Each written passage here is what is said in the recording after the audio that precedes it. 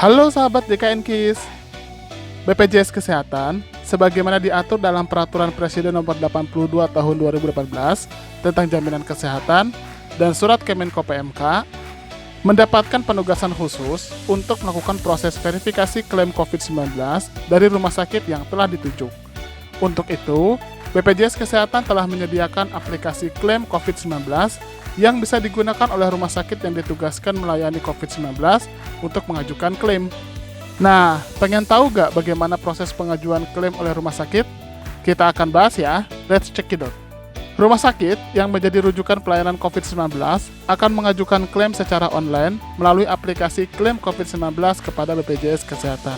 Klaim terdiri dari berkas yang diupload dengan format TXT dan dengan melengkapi form pengajuan klaim. Pihak rumah sakit bisa melakukan monitoring pengajuan klaim di menu monitoring sehingga dapat mengetahui sejauh mana proses verifikasi klaim COVID-19 oleh BPJS Kesehatan. Perlu diingat, klaim yang bisa dimonitor adalah klaim yang sudah mendapatkan nomor berita acara serah terima.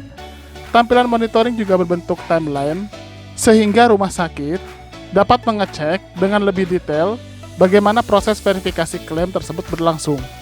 Pada timeline tersebut, rumah sakit dapat mengetahui detail klaim mana saja yang sudah sesuai, klaim yang didispute, dan klaim yang tidak sesuai, lengkap dengan rincian datanya. Sehingga, rumah sakit dapat mengambil tindakan untuk melengkapi dan memperbaiki klaim yang mengalami dispute.